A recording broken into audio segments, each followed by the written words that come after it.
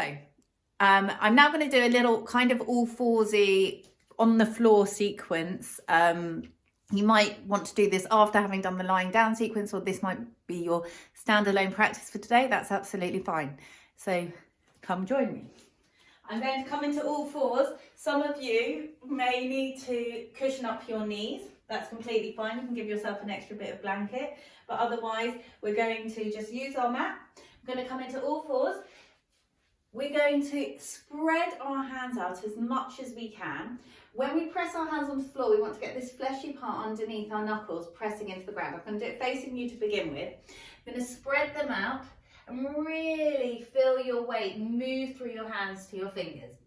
Looking at your inner elbows as we do this, we're going to come forwards.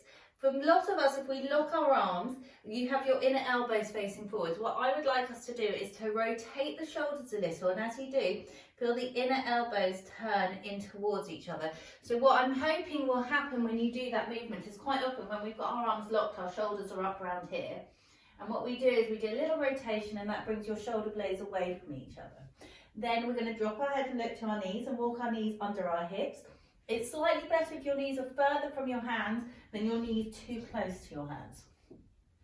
So we're going to bring our knees under our hips. We're going to be aware if we're collapsing, and how we're going to sort that out again is press our hands into the ground, do that little rotation, and then not moving your shoulders, just do a gentle tilt of your pelvis. And then I'd like us to start by just really letting your head go. Drop your chin to your heart, feel your hands spread out, feel the breath in your belly, and if you can, feel your lower back spread out. And on our next exhale, we're going to round our spine up to the sky into a rainbow shape. So we're really trying to create an arch of our spine. I'd like you to make sure your shoulders are relaxed from your ears, and still we have those inner elbows turned in, and we're still pressing into the fleshy part underneath our knuckles. When we breathe out, we're going to press through the upper back, the middle back, and the lower back. Then what we're going to do on an inhale is we're going to come through into the cow part of the cat-cow stretch. As we come through, we're going to feel our bottom lift and our chest open. I just want us to get both positions really kind of right before we start flowing. So our hands again on the ground, we're not locking our shoulders or our arms, so we're turning our elbows in and shifting our shoulders from our ears. We want to feel like our chest is drawing forwards and your neck is in line with the curve of your spine. So you're not looking up, you're just gently kind of looking in front of you. My hips are in the air. And then with our breath, this is what we're going to do. We're going to let the bottom, the pelvis, the tailbone lead. So when you breathe out, we're going to scoop the tailbone under. We're going to feel that lovely movement ripple along the spine, ending with your head relaxing away. And then when you breathe in, your bottom starts the movement. And you feel your chest open and your head gently lift. So again, I lead from my tailbone, I scoop my tailbone under. As I'm breathing out, my head relaxes away and I really feel that lift into my spine. And then my bottom lifts and the rest of my spine follows, heart opening. See if you can close your eyes and do a couple more of these.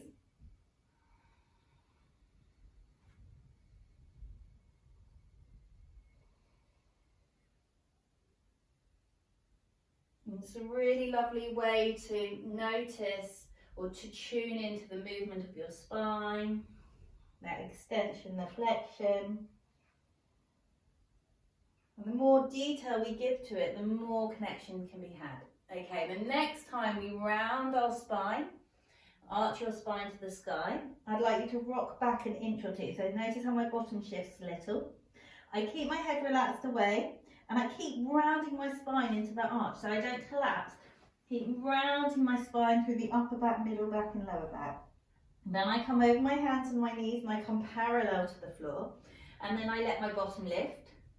And I feel my chest open, so I'm coming into the cow part of the cat-cow pose. And this time I'm going to rock my weight forwards a little, drawing my heart forwards and feeling my lower band of my belly engage. Back over my hands and knees, we scoop the tailbone under, feel the rest of the spine follow. Let the head go, and then back over your hands and your knees, and bottom lifts, heart starts to open and we rock forwards. Let's do one more of those. Scooping the tailbone under, rocking backwards, letting your head release, and then coming forwards.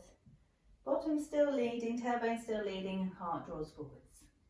Then this time we're going to rock back one more time. Remember, we're moving into that cat arch, but as we come back, I'd like you to shift onto your fingertips. Let your head go round through your spine. And then bring your big toes together, ease your bottom back to your heels. I'm going to just turn my forearms, or drop my forearms to the ground with my palms face up and give my fingers a little wiggle. Rotate the wrists a few times, that might have been quite a lot for some of you. And then bring your hands onto your head. I'm going to stay here breathing, maybe 3 or 4 lovely breaths. And what's really lovely about this movement when we're breathing is we notice the breath in our back body. We might notice our breath in our waist. Obviously we still notice it in our belly, in our front body.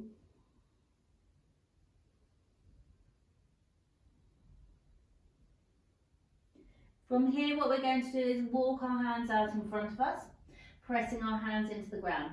Now as I reach my hands forwards, I want to draw my bottom back. So drawing it to the wall behind me or towards my heels. I can look up for a moment to see this, and then I'm going to drop my chin down and let my head go. So that you can hear me, I'm going to lift my head, but I want you to stay in that position. I want you to, as you breathe, again notice the breath in your body. See if as you breathe out, you can hug your belly to your lower back and draw your bottom back a bit further. And the more you draw your bottom back, the more I want you to try and feel your fingers reach forward. So you're kind of lifting out of the waist and through the rib cage. And then we're going to look up, and this time we're going to shift up onto our fingertips. So my palms come up off the ground, and again we're going to drop our chin away, and we're going to feel the breath in our body. And we're going to feel our belly hug to our lower back, and our lower back spread out and our bottom draw back a bit further. And this is a big old stretch in our underarms that we don't often get.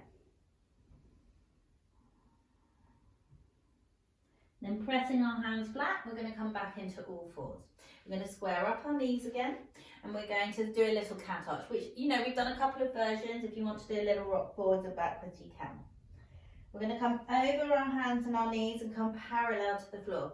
So when I say parallel to the floor, if you're looking up to see the screen, and that's obviously completely fine, what probably has happened is this, that you've collapsed your lumbar spine. So when we're doing these next few movements, you need to be aware of this area. What we're going to do is drop our chin down, shift our weight forwards, inner elbows turned in, and do a little tilt of the pelvis.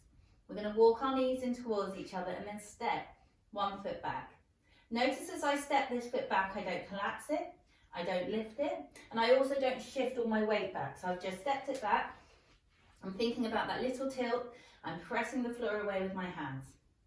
For those that feel confident and comfortable to, without really changing how we're connecting through our left arm, I'm going to float my right arm out in front of me. As I breathe out, I feel the belly hug to the lower back, and I feel that extension. Hand comes down, knee comes down. We're going to do the same the other side. Right foot goes back, the knee lifts up to the sky. I press through my hands, I feel engaged through my belly. Opposite arm out in front of me.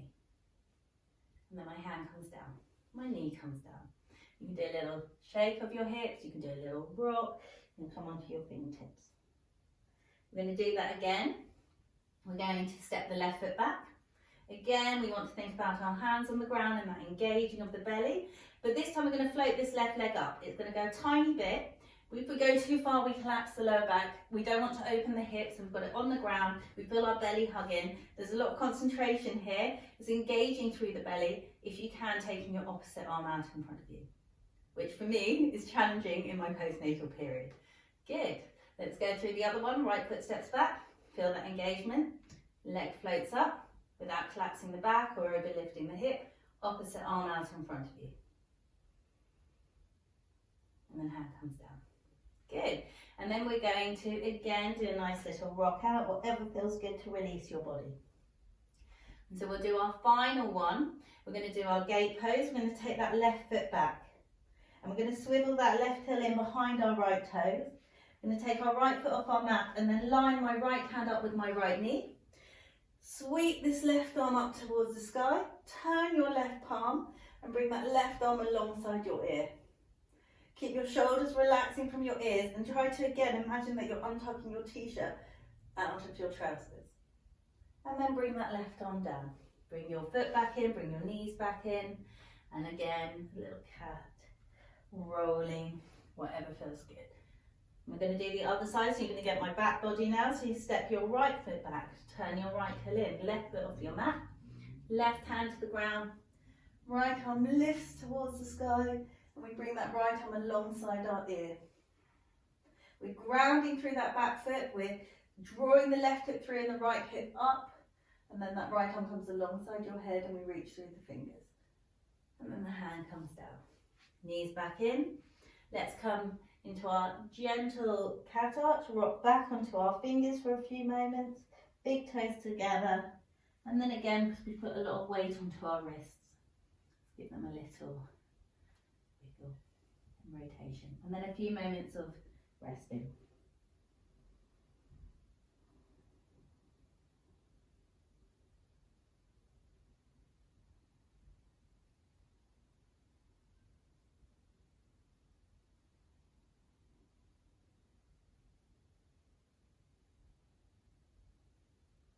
Good, we're going to reach our arms out in front of us again, come up into all fours, and then we're going to lower ourselves all the way down onto the ground. I bring my big toes together and let my heels relax away from each other, and my hands come under my head. And we'll just, again, take a few moments to breathe in this position and feel the breath in our back body. Remember, when we breathe out, we want to soften, release, and let go.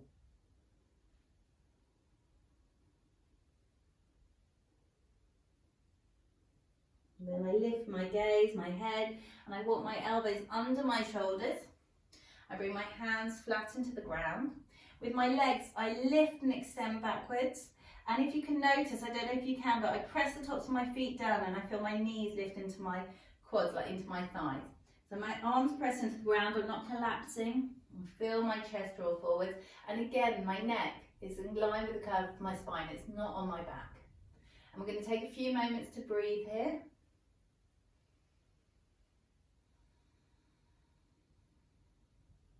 See if you can feel the breath in your belly, your waist, your lower back. And as you breathe out, in particular, imagine that you're drawing your heart forwards and reaching your toes back a little bit further. And so for some of us, this is enough of a back bend. Some of you might even have to have your arms a little bit further forward. That's completely fine. And then what we're going to do is we're going to come onto our fingertips and we're going to push the floor away, not pulling our shoulders up, but letting them release down, and again your heart drawing forwards and your toes reaching back. Let's see if you can take 1 or 2 breaths here, grounding through the pelvis, grounding through the toes, and then let's all come down and relax onto our tummies. Let your heels relax. And take a few moments to breathe.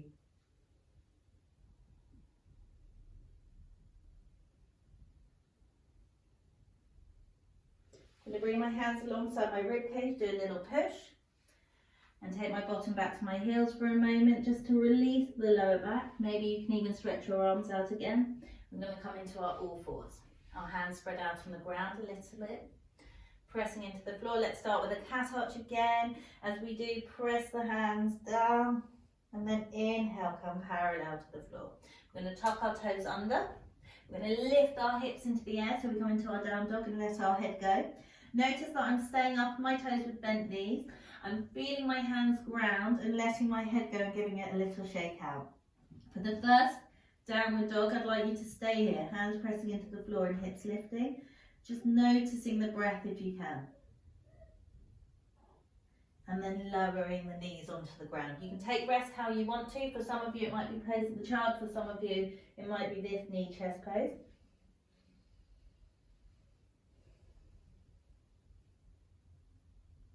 We're going to bring our hands back underneath our shoulders, and again we're going to think about doing that downward dog. Tuck the toes under, lift your hips up into the air.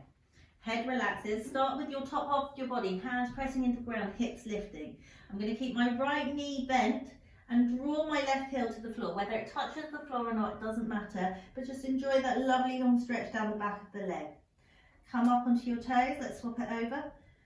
And enjoy that stretch down the right side of the leg. And notice I'm letting my left knee bend as much as I can. And up again. And down. Up. and down. And then if you feel like you can, we're going to draw both heels to the floor. And then we're going to come to rest. Again, whatever your rest looks like is fine.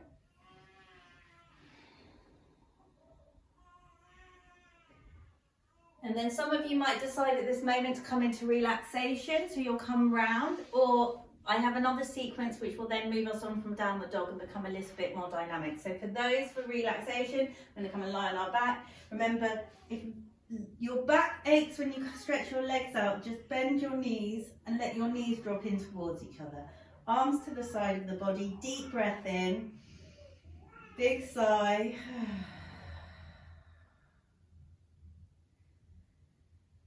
Maybe imagine your eyes are like two pebbles in a lake that are sinking deeper and deeper, further and further. As they sink away, let your mind and your body follow. Your mind, your body, just letting go completely.